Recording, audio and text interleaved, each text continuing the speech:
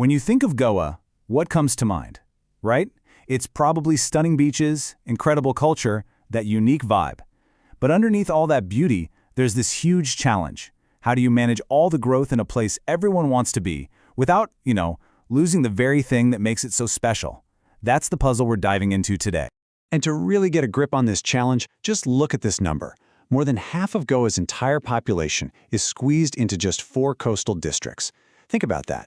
All the pressure for homes, for jobs, for roads, it's all focused on this tiny, incredibly sensitive strip of land. So what you have is this massive, complex planning puzzle. How on earth do you guide growth, protect the environment, and take care of the people all at the same time? Well, there was a plan designed to do just that, and that's the story we're unpacking. And the answer to that puzzle, it has a name. The Regional Plan for Goa 2021, or as it's known, RPG 21. Now, this isn't just some dusty government report. It was designed to be the single unified blueprint for the state's future, a master plan to finally bring some order to the chaos. To really get what a game changer this was, you have to look at the before and after. Before, development in Goa was, frankly, a tangled mess. You had all these different plans that often contradicted each other. It was confusing for everyone. The whole mission of RPG 21 was to untangle that knot. The second it came into effect, all those old plans just stopped existing. For the first time, there was one clear platform. Now, a plan this huge, you can't just drop it all at once, right?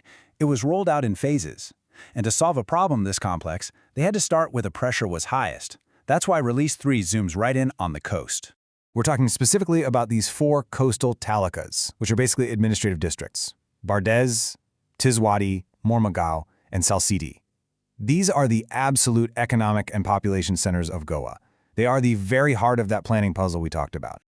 And hey, you don't have to take my word for it. The plan itself says it loud and clear. This is where the action is. The economy, tourism, jobs, it's all packed in right here. So it makes sense, right? If you're going to get planning right for Goa, you have to start where the pressure is most intense. Okay, so what did this plan actually do? What were the big ideas? It was way more than just drawing new lines on a map. Let's dig into a few of the key policies that are really shaping Goa's future. First up, and this one is so important, it gets right to the soul of Goa. The plan made it crystal clear that development cannot come at the cost of history. So a huge focus was put on protecting the state's absolutely priceless heritage. And the perfect example of this is Old Goa. I mean, we're talking about a UNESCO World Heritage Site. The RPG 21 didn't just give it a nod.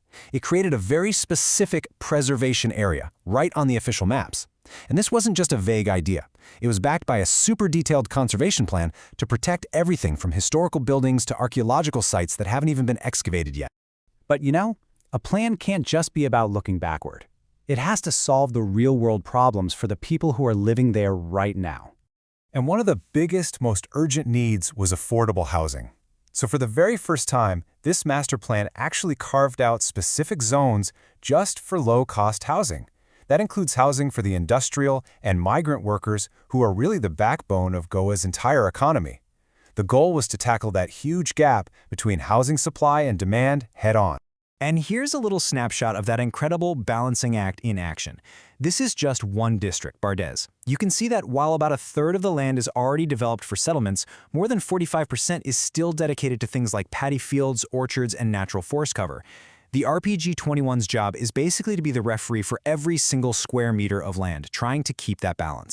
And just so you know, this wasn't some theoretical paper that just sat on a shelf gathering dust. No way. This is a page from the official government notification. This is the moment the plan became legally binding. From this day forward, every single development project had to follow this blueprint. It became the law of the land. Okay, but here's a fair question. A plan made over a decade ago, how can it possibly stay relevant? Well, the people who designed RPG 21 were pretty smart about this. They built in a way for it to stay a living, breathing document. They built in what you could call a refresh button. It's a standardized 5-year review cycle. So every 5 years, the government is supposed to take a fresh look, talk to the local village and town leaders, and see what's working and what's not. This whole process is designed to make sure the plan can adapt to new challenges instead of becoming obsolete. So in the end, the RPG 21 gave Goa a comprehensive blueprint, a real path forward. But the ultimate question, the one that's still being answered every single day, is this. With this map in hand, can Goa really build its future without sacrificing the incredible soul of its past? That's the challenge that continues to unfold.